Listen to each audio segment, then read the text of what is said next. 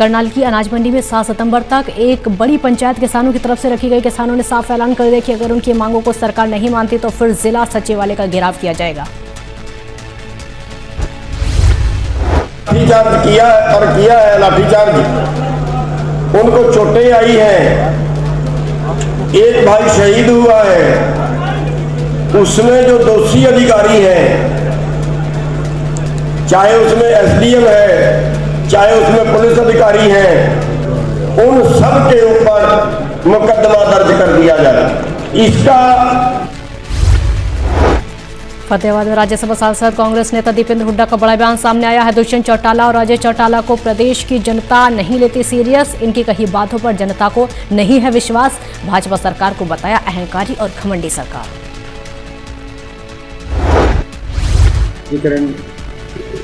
के विषय में जो कानून बनाया है वो कानून पूर्णतः किसान विरोधी, क्योंकि जो 2013 में यूपीए सरकार के समय जो संशोधन आया था लैंड एक्विजिशन एक्ट के अंदर, जिसके माध्यम से किसानों को उनके अधिकारों को मजबूत किया गया था, कंपनसेशन ज़्यादा मिले, कहीं ना कहीं किसानों की सहमति हो और ध्यान रखा जाए, पुनर्विकास का ध्यान रखा जाए।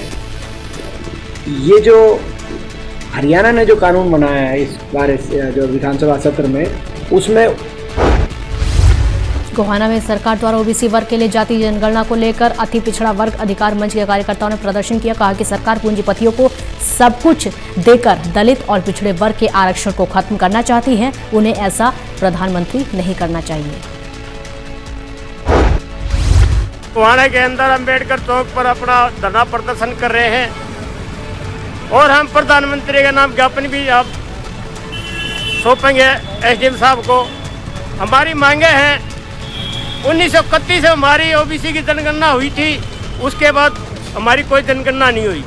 जब देश में पेड़ पौधे होगी, पशु पक्षियों की, सब चीज़ों की गिनती होती है, तो हमारी ओबीसी की गिनती क्यों नहीं?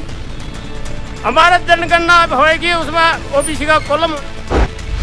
पलवल में महिला एवं बाल विकास विभाग द्वारा 126 आंगनवाड़ी केंद्रों को प्ले स्कूल में बदलने की रूपरेखा तय की गई। पहले चरण में 50 आंगनवाड़ी केंद्रों को प्ले स्कूल में बदला जाएगा, बाकी 76 आंगनवाड़ी केंद्रों को दूसरे चरण में परिवर्तित किया जाएगा।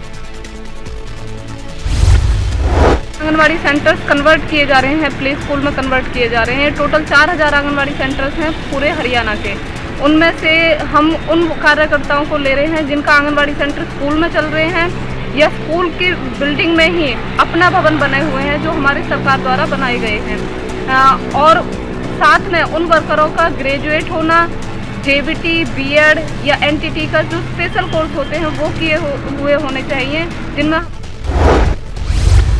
कोरोना की तीसरी लहर की आशंका जताई जा रही है। वहीं हरियाणा में अभी 6ठी से 12वीं की कक्षाओं के बाद 1 सितंबर से 4ठी, 5वीं की कक्षाएं खोली गई।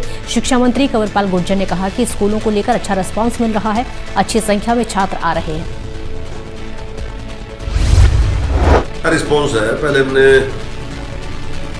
जैसे 9वीं से 12वीं, फिर 6ठी से 8वीं और अभी हमने 4ठी से 5वीं स्कूल की, बोला है कि अच्छी संख्या में बच्चे रहे। और ऐसी उम्मीद हमने पहले भी नहीं थी कि 100% बच्चे आएंगे, क्योंकि इसमें हमने छूट भी दी है कि अभिभावक अगर सेटिस्फाई हैं तो वो स्कूल में बच्चों को भेज सकते हैं। अगर वो लगता है कि उनके मन में कोई किसी प्रकार की शंका है तो वो ना भी भेजे तो कोई दिक्कत नहीं है, वो ऑनलाइन पढ़ा सकते हैं, अपने बच्चों को घर पर पढ़ा सकते हैं। अच्छी संख्या में बच्चे रहे और कुल मिलाकर अभी तक स्थिति पूरी तरीके से। रादौर में शिक्षा विभाग द्वारा सरकारी स्कूलों में पहले से 8वीं तक दी जाने वाली मुफ्त पुस्तकें अभी तक स्कूलों में नहीं भेजी गई हैं और न ही पुस्तकें खरीदने के लिए बच्चों के खाते में राशि डाली गई। ऐसे बच्चों को पिछली कक्षा के विद्यार्थियों से पुस्तकें मांगकर पढ़ने के लिए मजबूर होना पड़ा। आपकी तरफ से स्कूल खोल दिए गए हैं, लगभग सभी क्लासें आने लग गई हैं, लेकिन बच्चों के पास अभी किताबें नहीं हैं। हम सिर्फ ये कर रहे हैं कि जैसे विभाग के आदेश थे पहले भी कि जो पिछली क्लास के बच्चे हैं उनसे किताबें लेकर हम अगली क्लास के बच्चों को दे रहे हैं, लेकिन उसमें क्या है कि कुछ बच्चों ने किताबें अपनी जैसी खो दी हैं या मान लो फट गई हैं किताबें, तो वो पूर्ण रूप से बच्चों को वितरित नहीं की जा सकती। लगभग मान की चीज चलिए कि 70% बच्चे जो है ना सिर्फ किताबें।